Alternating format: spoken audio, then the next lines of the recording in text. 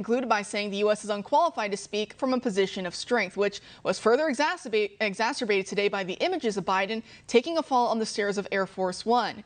Here with me now to discuss is the chairman of the American Center for Education and Knowledge, Robert Chernin. Welcome, Robert. Hi, Carl. Nice to be with you. Great. So how big of a diplomatic disaster was Thursday's meeting in Anchorage? Well, it's hard to imagine the U.S.-China relationship getting off to a worse start. My real question is, for someone who's been around foreign affairs and claims to be a foreign policy expert for 47 some odd years, how were we not prepared for the dressing down that Secretary of State Blinken got at the hands of the Chinese in Anchorage? They were clearly prepared. I mean, let's be honest. Foreign policy is a chessboard. They were clearly prepared with what the U.S. was going to say and do, and yet we were not prepared in response. How did that happen? Yeah, that's what so many of us are asking, except, well, we know Biden in the White House saved 10% for the big guy. So I think there may be some connection there with some of the weakness on the Biden administration's front. But you write an interesting piece at the Epoch Times, which talks about how the CCP in many ways, and I think this diplomatic blunder is just the latest example of that, is really engaged in a Cold War with the U.S. There are Soviet Union, I guess, of this century, except unfortunately for us, the Soviet Union, they didn't have the economic engine to keep themselves running. And that's why by the end of the 20th century, they fell out of the game. But now, unfortunately, we're dealing with China, which is a country that has the economy to keep itself running. So talk to me about the concern there with this new Cold War that we find ourselves in. Cara, until we as a country acknowledge that there is a Cold War with China, we're really behind the eight ball. You're correct in that the Soviet Union had military strength.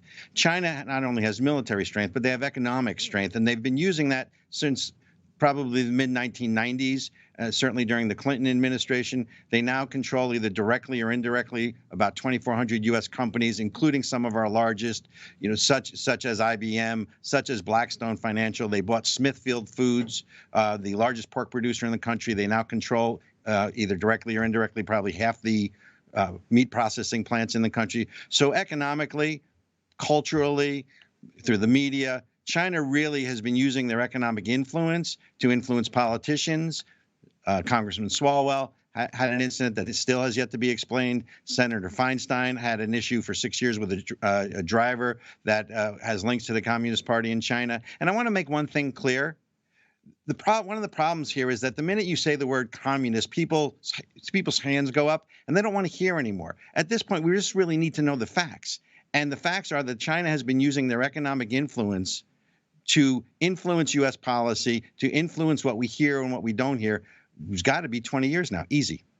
Yeah, and what really gets me and grinds my gears is what we heard from these Chinese diplomats giving Blinken and Sullivan the dressing down, as you put it, is that they were referencing the Black Lives Matter riots and all the racial injustice that the Biden administration themselves really propagate, that they always claim it's such a huge issue, that America is systemically racist, that we're white supremacists. And guess what? That's been China's talking point now for decades. Same thing, the Soviet Union used it against us. Iran still uses it against us to this day. So the left really, the propaganda they use is coming from the CCP in many ways. And now we see that really infecting our military. And at the same time, we see China, they're upgrading and modernizing their military by the year 2027. They hope to have that completed. Do you think the people running around in D.C. in the White House, do you think they fully appreciate the true threat that looms from China, or do they see China more as a competitor that they can make deals with that are lucrative for themselves?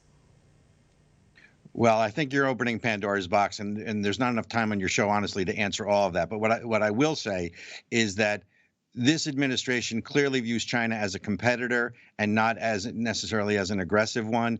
And there's really an issue that we need to talk about with regards to China, in that from a military standpoint, there was just a report issued that they did basically a war game of our ability to defend in the South Pacific Taiwan, and I think we lost in record time to the Chinese military. So not only is there an economic issue, but China is preparing for war.